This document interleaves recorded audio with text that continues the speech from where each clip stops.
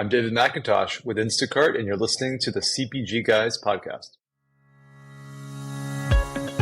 Welcome to the CPG Guys podcast.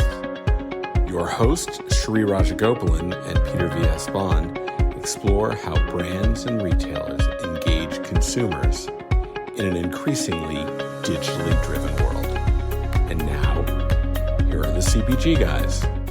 Hello and welcome to the CPG Guys podcast. I am your adorable and incorrigible co-host, PVSB. When I'm not podcast, I work for Flywheel, a division of Omnicom that helps enterprise brands improve their SEO and SEM, growing their e-commerce business. My co-host, Shri, he's also co-founder of Think Blue. He can't join us today because as we record this on a Friday afternoon, the last one in October, he's on his way to Chavez Ravine, where he is looking to catch game one of the World Series. Poor Shree's going to have to watch his beloved Yankees fall to the Dodgers. I'm going to be there for game two with him. So fear not, dear listeners, I will be there to help carry on the tradition of the Dodgers. But even though Shree's not here, I would ask you, please listen to his incredibly successful musical daughters, Ria Raj and Lara Raj, on their professional careers. More about that a little bit later. But before we get to our guests, we also want to ask you, if you're not already doing so, please consider following us in your preferred podcast listening app, Spotify, Apple, whatever it is. If you're not already doing so, and that really is, it ensures that you will automatically receive new episodes as soon as they're released. And while you're at it, you might want to follow our sister podcast, the FMCG Guys, which we created to kind of do what we're doing, but do it over in Europe, and CPG Scoop with Risa and Jennifer. This year, we're partnering with Drugstore News on December 4th at the iconic Lincoln Center in New York City on the annual Issue Summit. In its 21st edition, we'll be co-presenting 8 awards at the event in the HBC space to both brands and retailers. We're also partnering with Path to Purchase Institute on the annual OmniShopper Awards, which is going to be presented in Chicago, November 14th, where a select group of winners will be featured on the CPG Guys podcast. To be part or sponsor, get in touch with us at contact@cpgguys.com. And last but not least, we're really, really proud to announce the very first retail media executive education program in our industry. From May 5th to the 8th, 2025 at Cornell Tech, the CPG Guys are strategic partners for this immersive 4-day program that brings together industry thought leaders and renowned faculty share the best practices for building a compelling retail media platform. We're doing this in partnership with the Johnson School of Business at Cornell University. You'll discover how to collaborate on creating best-in-class tech stacks, measure performance to ensure brands access the necessary KPIs based on campaign objectives, and establish strong partnerships between brands and retailers. In addition, the program covers optimizing brand strategy using AI-driven campaign design at scale to achieve marketing goals. Links to our podcasts, our sister casts, the social media profiles of Shree's daughters, even his wife's podcast, Lights, Camera, Conversation, how to register for any of these events. They're all in the digital liner notes. We have lots and lots of hyperlinks in the liner notes of this very podcast episode. So with the pleasantries aside, let's get to why we're here today. Today's discussion is one we've waited for quite a bit and was shaped during recent visit to Shop Talk. This one was from Shri going to Barcelona in particular, where he made a stop at the Instacart booth and ended up meeting our guest, David McIntosh. He is the Chief Connected Stores Officer. Shri told me all about this, that he watched the Caper Cart demo and saw person after person curiously come into the Instacart booth, and merchants and operations leaders from retail trying to understand the user experience. I remember seeing this at the grocery shop event in Las Vegas the year before. I think we were both impressed by Instacart's demo, and Shri asked David if he could come on the show to discuss this very topic.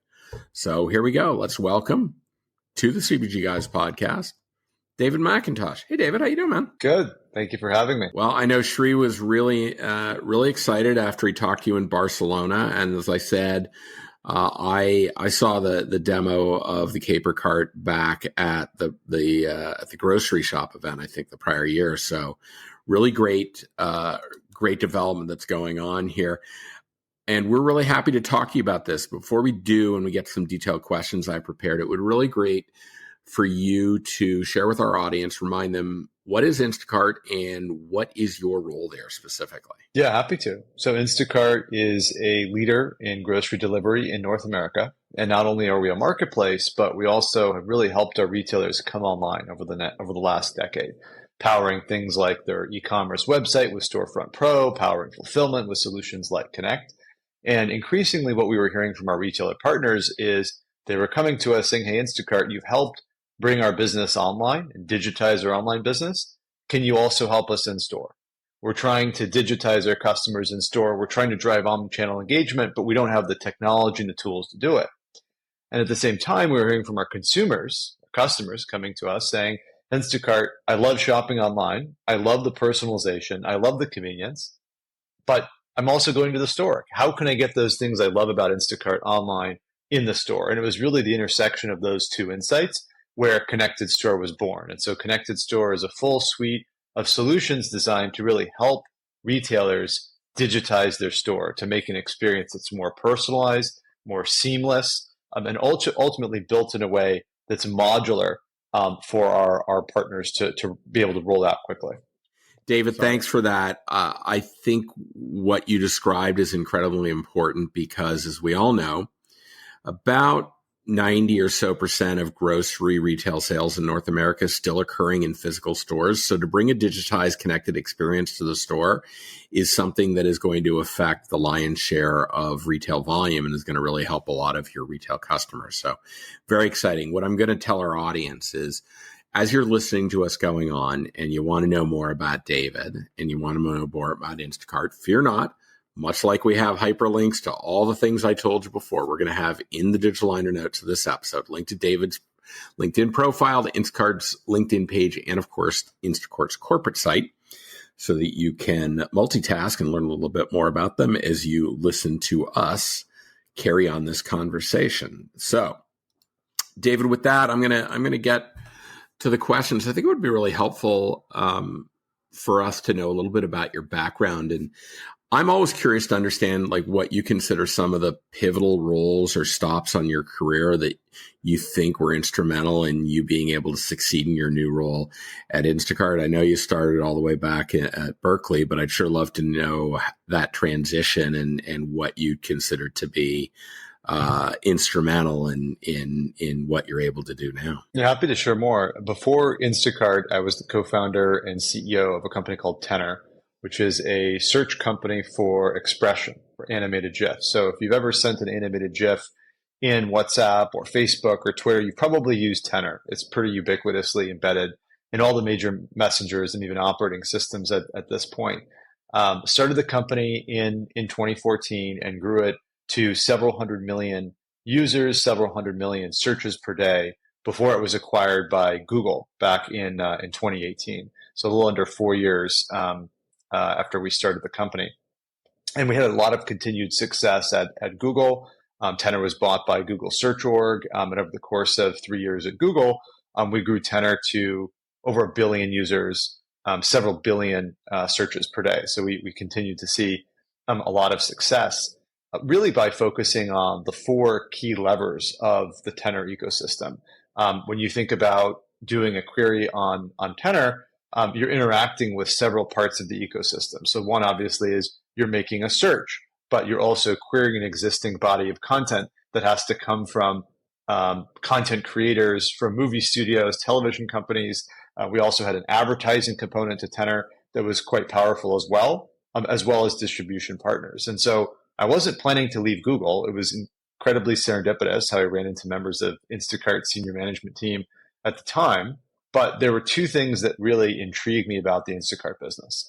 One was it felt like, well, the market perceived Instacart as a leader, as a leading grocery delivery marketplace, and that's certainly true.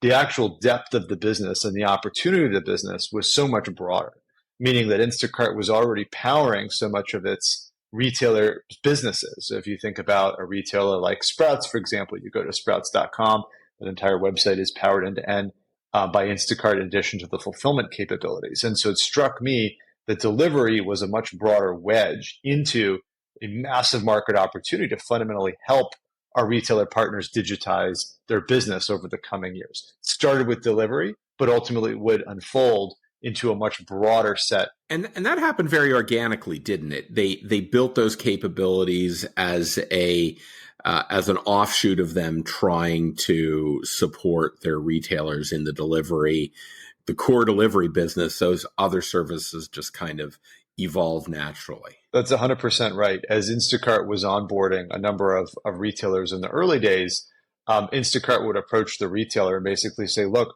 not only are we going to bring you on the marketplace, but we're also going to build you an owned and operated website so you can digitize customers on your own. So definitely happened very organically.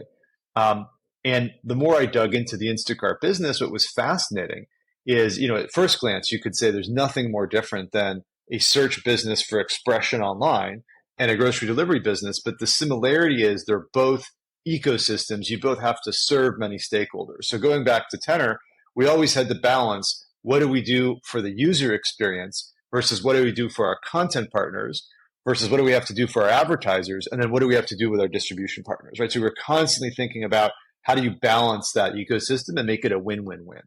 And similarly, if you think about the Instacart ecosystem, it's a four-sided marketplace. You have users accessing the platform, you have retailers, you have CPGs, and you have shoppers. And it really has to work for all members of the ecosystem for it to be a thriving business. And similarly with Connected Store, as we move in store, it's not dissimilar from the online business. We have users using these products in store, retailers, CPGs that can participate. And instead of shoppers being that fourth leg of the ecosystem, it's store associates. You need the associates in the store to be really bought in to these technologies and driving their rollout for it to be successful. So that gets me to my next question, David. Let's get right to the heart of it, which is the Caper Cart. I'm really curious to understand, and I know what it is, but I would think it would be great for you to describe it to our audience. But more importantly, how did you decide to get into this business? Because I've got to imagine it's a fairly capital intensive investment. And since you have to educate the staff at your retail customers on how it operates and how to drive engagement in this, how you make a decision to get in. This is fundamentally different than just applying a new software fix to your core platform. This is a really big deal. So I'd love to hear kind of the inside baseball of how you guys decided this would be a good use of resources. Definitely. So Caper is a AI-powered smart cart. It's got a set of cameras on the device. And so as you put items into the cart, it senses what you're putting in, detects what you're putting in, and then creates a running total for you so you can follow exactly how much you're spending. It's got a screen on the cart that's highly engaging, which I'll come back to in a moment. There's also a number of sensors in the cart. There's a weights and measures certified sensor, so you can directly weigh your produce in the cart. The cart basket is effectively a scale. And there's location sensors. So as a result, we can understand where you are in the store and present relevant recommendations, relevant coupons that are targeted to that specific location in the store. Now, when we went to market, you heard us talk a lot about skip the line, convenience, seamlessness with Caper Cart, which is certainly true. Users love that aspect of Caper. But what we're finding is that actually the number one thing people really love about Caper comes from the screen. So when I walk through stores and talk to customers who are using Caper, they tell me they love the running total. They love being able to see how much they spend. They love the coupons, being able to easily clip coupons on the cart, discover coupons on the cart. They love the location-based features and recommendations. And so, of course, there is an element where customers love the seamlessness. But when you ask customers to stack rank the top 4 reasons they love Caper, it has everything to do with the screen, the running total, the coupons, the gamification capabilities that increasingly make shopping more of an adventure in the store. And so what's exciting is that customers are making decisions about what do they put in their cart, what do they take out of their cart based on what they're seeing on the screen. And that screen is driving consumer engagement that often gets customers to spend more money. And so our retailer partners have announced that they're seeing significant basket size increases from customers using Caper in the store. And no, I was going to ask you a little bit about, you made mention of the fact that location-based capabilities, I interpret that as it will tell you in the store where you can find a specific product. Am I incorrect in that assumption, or what exactly is that? yeah, it's down to an aisle. So imagine going down the cookie aisle, for example. It'll know you're in the cookie aisle, and it'll present a number of recommendations on the screen. That makes sense. That also extends to the ads capabilities. The ads capabilities are also location based. And so it's particularly exciting for CPGs because they can shake customers out of autopilot. If you talk to a lot of CPGs today, they'll tell you, hey, customers are sort of an autopilot in the store. They're navigating the same aisles, doing the same things. And so Caper is an opportunity to really shake customers out of autopilot using the relevance, using the fact that you can personalize based on the individual, using the fact that we can actually reach you in a particular aisle. So going back to the example of going on the cookies aisle, we can say, hey, here's a new type of cookie you haven't tried before. Perhaps it's a limited edition, Pokemon cookie as an example. We're going to go and present that to you and recommend that you try it. And so the location capabilities are an example of how we've leveraged both the Caper sensors and the Instacart core business. It works because not only does the cart have location sensors to know where it is in the store, accurate down to roughly 1.5 meters, but we're leveraging all of the catalog data that Instacart gets from retailers that's refreshed pretty much every day, identifying the planogram and where things are at. And so it's the fusion of those two data sources that allows us to drive a very relevant location-based experience. And it's that set of sensors we have on the cart, the cameras and location sensors, that creates that win-win-win for all of our ecosystem stakeholders. So for CPGs, they get to reach customers in a totally new way. They get the measurability and the personalization of online, but now in the store. Customers, users using Caper cards, get new deals, new discounts, get to discover new products that are targeted for them. And then finally, our retailers get to benefit from increased basket sizes. So it's really that combination of sensors, camera, location, with the AI technology at the edge that unlocks that win-win-win. Does a consumer need to provision their identity to use the cart effectively, and are there value propositions for them doing that, like the seamless checkout?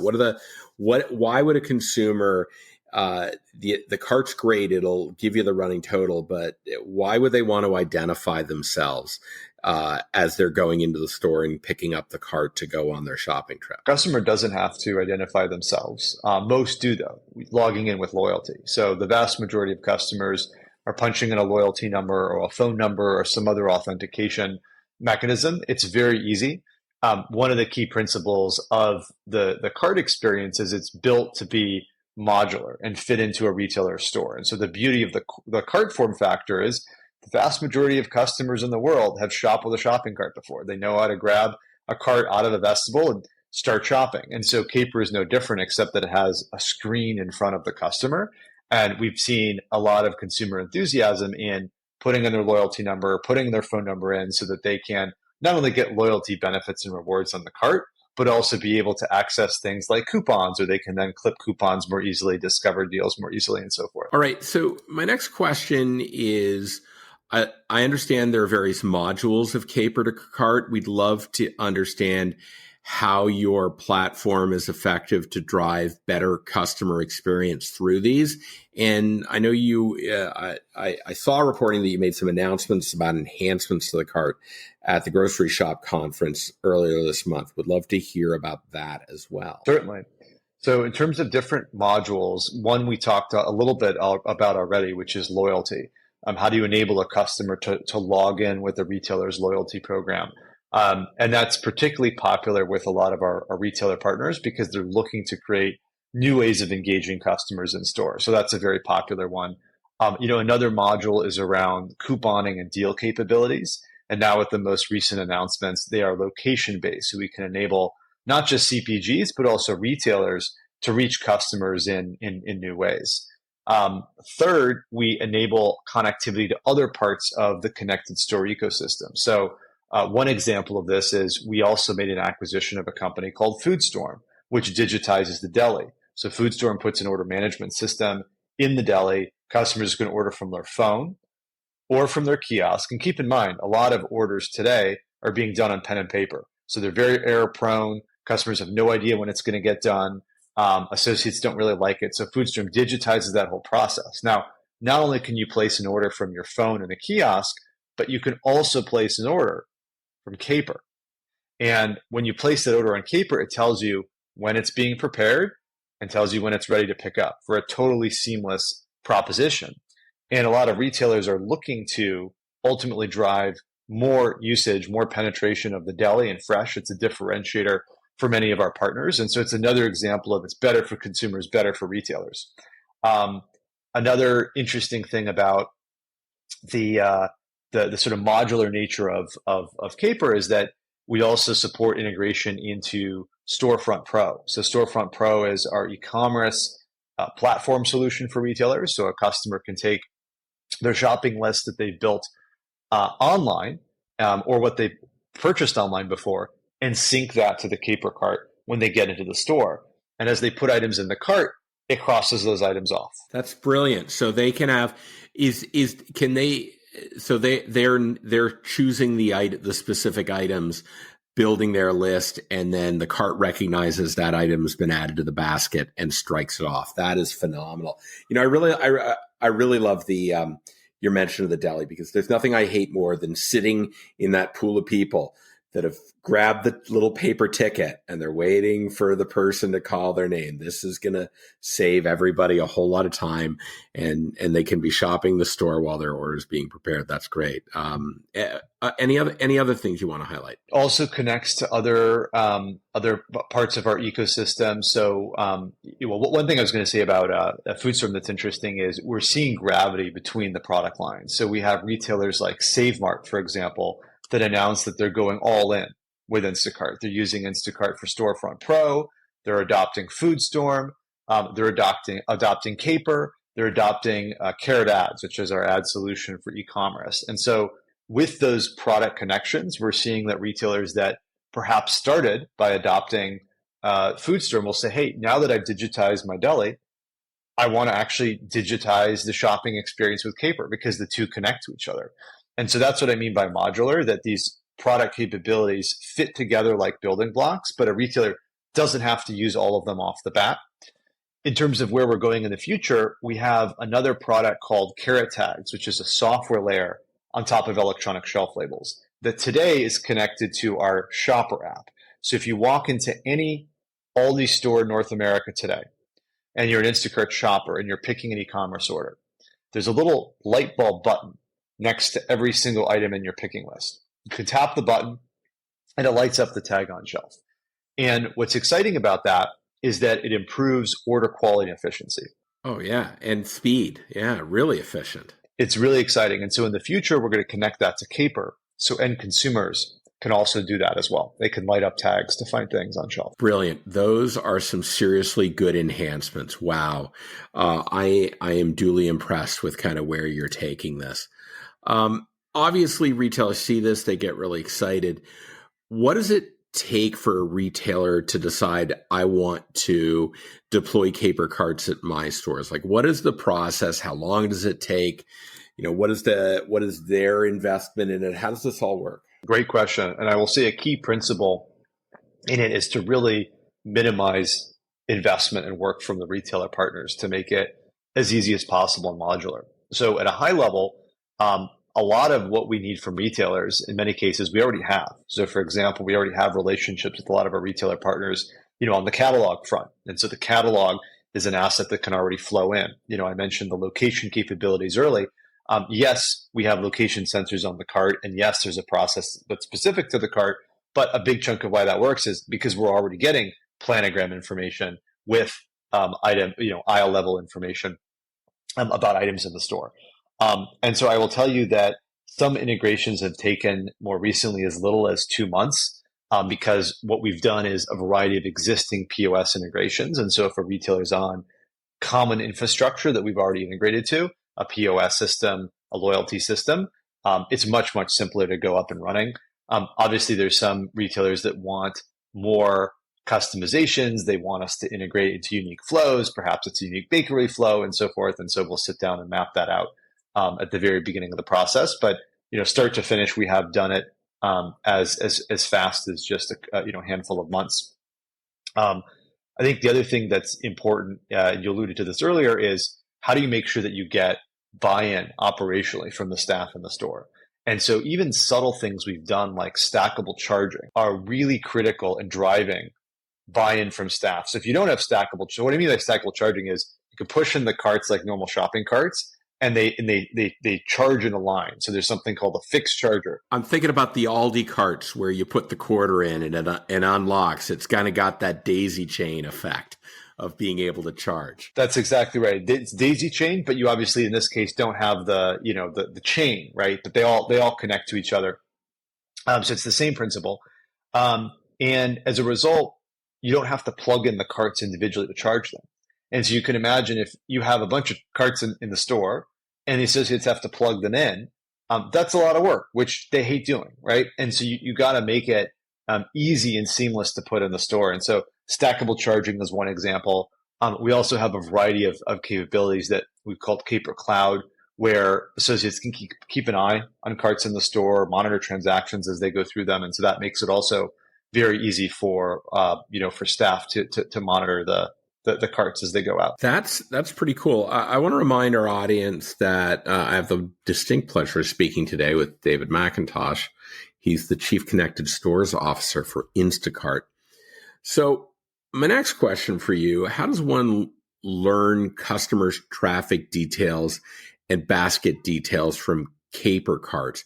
And what are the real powerful insights that you made mention of? One is that, well, they build bigger baskets, but like, what does the knowledge of how shoppers are shopping the store and what's in their basket take them beyond what, frankly, they get with their own loyalty card data? I'd really love to hear how this is actually step changing a little bit further what the loyalty efforts they can already kind of glean from their own information. And I think it really comes back to the power of the screen, right? What's exciting about Caper is you've got a customer engaged for 30 plus minutes during their shop in front of a screen.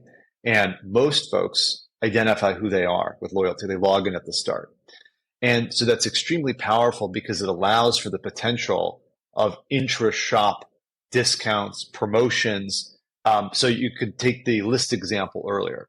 We aren't doing it today, but you can imagine in the future that if you haven't bought something on your shopping list and you're heading towards checkout, we can say, hey, are you sure that you bought everything? Do you want to make sure you don't forget this thing, right? Or, there's a number of CPGs now that are focused more on the center aisle behavior. We can say, hey, we know that you bought detergent a month ago. It's been a month. Do you want to refill? And by the way, we'll present that coupon from the CPG to make sure that you have all of the options in front of you to make that right purchasing decision, in the store. And so because a customer's in front of a screen as they're doing the shop throughout the store, it really unlocks so many new possibilities for the retailers and the CPGs, leveraging what's in your basket, what you purchased before, and what aisle you're in. And I think we're just starting to scratch the surface of what we can deliver to customers, like with these gamification experiences that we announced at Grocery Shop, where we announced things called streaks, where you can sort of engage customers almost with these little mini games as they're shopping the store. You can put a map of the store in front of a customer and encourage them to go to different spots of the store and collect rewards. And so we're really seeing already a ton of enthusiasm from consumers around these experiences that make Caper more like a game for them. And so what we're doing is taking the existing loyalty program that a retailer has and really up-leveling it. We're making it more fun. We're making it more of a game. We're making it more targeted with the sensors that Caper has on the cart. My head is spinning here, David, because on the one hand, as someone who came from market research, the ability to gamify the experience and use it to collect zero-party consensual data right there just smacks me in the face and says this is going to be really valuable. I'm also kind of curious because in my current world of retail media, I'm automatically going to go to this just smacks of an opportunity to personalize the experience. Kind of, if you could help me understand where you are in the journey of delivering a more personalized experience, because I think that's where brand advertisers are going to get really excited about the potential of the Caper Cart for in-store shopping. We're seeing a lot of enthusiasm from CPGs, and actually our grocery shop announcement, we announced both Pepsi and General Mills as early partners on Caper ads and announced this new location-based format. And I'll tell you what I'm hearing, which is that advertisers already like the measurability of the Instacart ads format online. It's closed loop. They like the personalization. You can target in new ways. I mean, you've got so much deterministic data here. Like their route through the store, the advertisements that they were exposed to. I mean, it's candy for an analytics and insights person. This is great. That's absolutely right. It's everything that advertisers love about online with more, with the fact that you can now reach customers as they're going through the aisle, entering the aisle, exiting the aisle, putting things in their basket, taking things out of their basket. Oh, that's right. If they take it out, you also capture that. So you start to understand what was going on, and you can to some degree tease out, well, they put this item in, but then they put another item that your data says is highly substitutable, and they pulled that out. That's a signal right there. That's really powerful stuff. That's right. And I will tell you, going back to when we brought this product to market, our focus really was on skip the line for consumers, right? This is a better experience for your customers. And that's certainly all true. But where we've seen this big groundswell of adoption, right? We've quadrupled our footprint in Caper in the last 6 months, has really been around the business ROI that retailers are seeing Caper starting to drive. So not only retailers saying that they're seeing basket size increases, but they're excited about the retail media opportunity from Caper, because we will share ad revenue on the cart with our retailers. And so that's the win-win-win. CPGs get to reach customers in brand new targeted ways to drive sales. Consumers get brand new deals, brand new product discovery. Retailers get a brand new incremental source of revenue.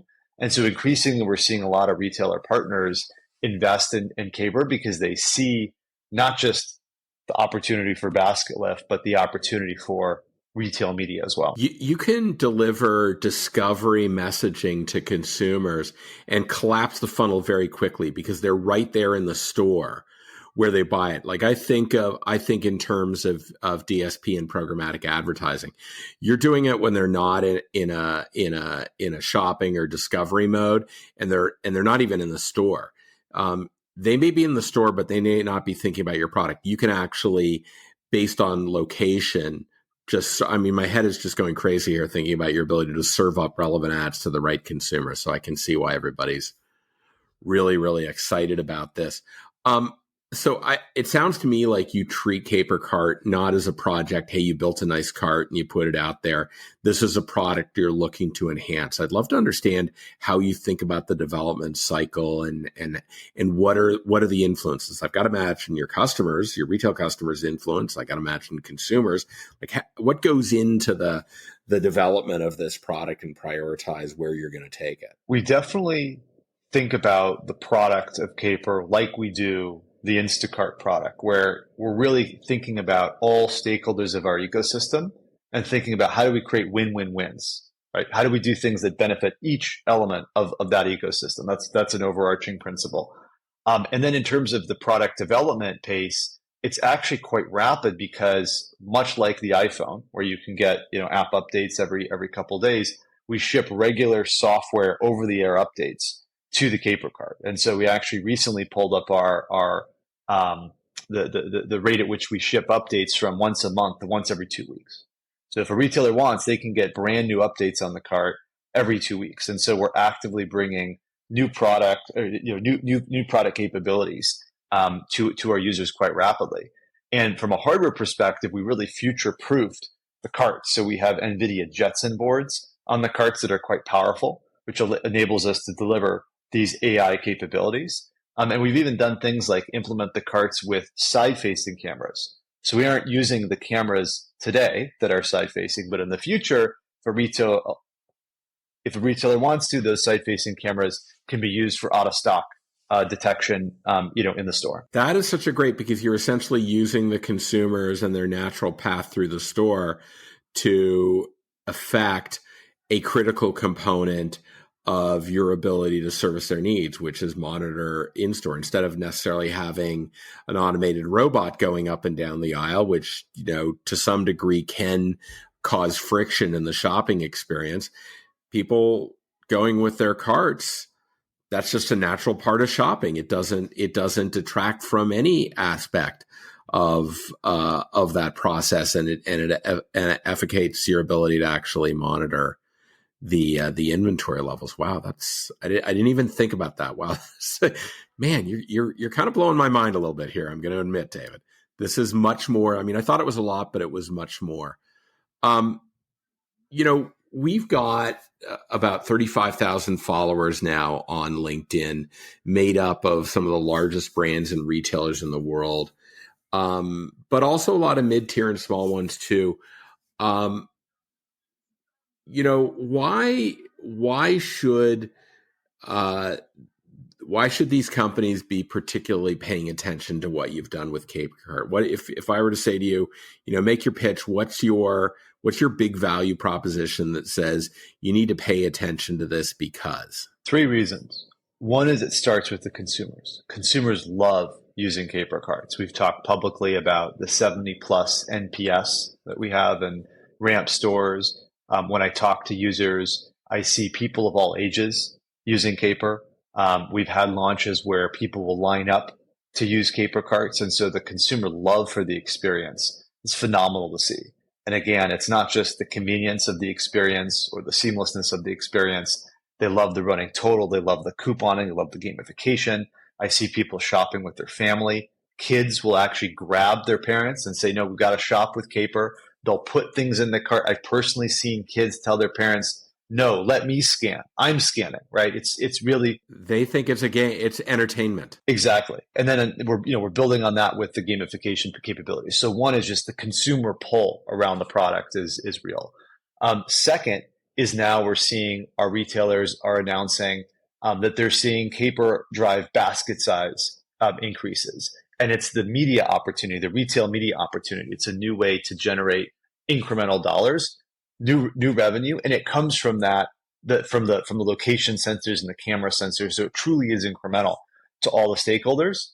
And then third, with gamification, we're making the shopping experience more fun, and we're giving people another reason to really come to the store. And that's the big idea behind Caper, that for a lot of people today, shopping is a chore, right? It's sort of something you have to do. And with Caper, we're really transforming it from a chore into an adventure. And that word adventure, by the way, we didn't just make that up. That word adventure we're using because when we talk to customers in the store that are using Caper, that's the word they're using to describe the transformation in the shopping experience that Caper has driven for them. And so in summary, I think it's the sensors on the cart with AI that's creating that win-win-win. So the location sensors, the weights and measure sensors, the camera sensors with the edge AI at the very center that enables us to construct something that's better for consumers, better for retailers, better for CPGs. So, David, we managed to go through this entire episode without making reference to AI. So congrats to both of us, but I've got to mention it now, right? So I'm kind of curious from your perspective, if you look towards emerging trends in in-store technology, how do you think AI, particularly, I'm not talking generative, I'm talking much more about traditional machine learning. How do you think it's going to impact the quest for optimization in store trips for consumers? I think about AI in 2 different respects. One is at the edge, and one is in the cloud. And so you can sort of think about what we're doing with Caper really is putting AI at the edge. So if you're a retailer and you've got dozens of carts in the store, what you really have is dozens of NVIDIA Jetson chips in your store with sensors attached to it, where you can hang all these new use cases on top of it.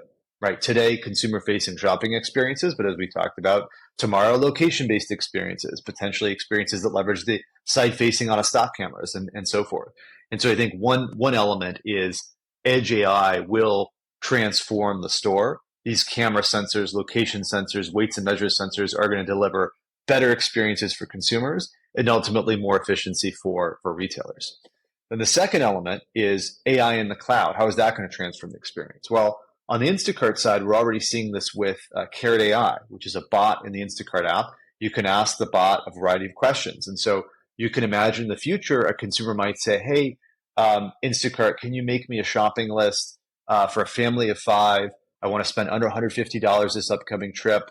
I want you to figure out 4 different meals for dinner with these dietary restrictions and capabilities. And oh, by the way, my youngest son doesn't like eating fish. Create that list for you. And then when you get to the store, sync it with the Caper Cart. And then you can shop that list in the store. And so by doing some of these experiences in the cloud, you could imagine they ultimately start to unify and combine with the in-store experience in a really powerful way. Can I, as a user, essentially tell the tool those requirements, those restrictions, those limitations once, and that can carry forward to future transactions? Or right now, do I kind of have to, as I go to say, hey, I'm going to throw a 4th of July party and I want to make sure I have gluten-free options, blah, blah, blah, blah, blah. Can I, to some degree, teach the tool to know that I live a non-GMO, fair trade, non-GMO, gluten-free lifestyle, and that will help me select all of those items and then ultimately put them into the cart where I now know exactly what I'm going to go buy? Like, are you moving in that direction, I guess? 100% moving in that direction. Today, it is a little bit more individual session based, but what you've articulated is exactly the future, where your preferences carry over and you can identify what are the things that are permanent versus seasonal and so forth. All right. Well, let me remind our audience, please stop by the cpgguys.com website. You can find all of our content. We organize our episodes by topics: retail media, in-store, AI. All of these are great tags that help you filter to find the exact episode you want. If you think you or your company has some thought leadership to contribute to our ongoing community discussion, hey, drop us an email at contact@cpgguys.com. Maybe you can join us on a future episode of this podcast. And while you're there on CPG Guys, or if you're on Apple or Spotify in particular, please leave us a rating. It helps feed the algorithm that finds us much more findable by our audience. And thank you to the nearly 35,000 followers who turn to the CPG Guys to both educate them about the industry and hopefully entertain you in the process. Because as we like to say, some of the stuff we talk about, not today in particular because I loved it, but some of the stuff we talk about can be a little dry and a little technical. And when you make it a little more fun, it's kind of like Mary Poppins. A spoonful of sugar helps the medicine go down. So we love to say that. Hey, David, thank you so much for taking time out of your day to kind of educate us on where Instacart is taking this revolutionary Caper Cart technology. Really appreciate you filling us in on all of this great knowledge and strategic direction. Anytime. Thank you for having me. Really enjoyed the conversation. Absolutely. Well, Sheree, you missed a good one today. I know you're on your way to get a good Dodger dog, and I hope you brought some Kleenex to cry as the Dodgers kick the crap out of your Yankees. But in all honesty to our audience, hey, thanks for taking time to listen to us today, and we look forward to speaking with you on the next episode of the CPG Guys. Goodbye.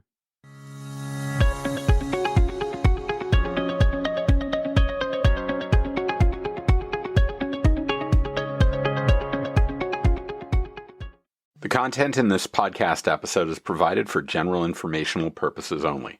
By listening to our episode, you understand that no information contained in this episode should be construed as advice from CPG Guys LLC or the individual author, hosts, or guests, nor is it intended to be a substitute for research on any subject matter. Reference to any specific product or entity does not constitute an endorsement or recommendation by CPG Guys LLC.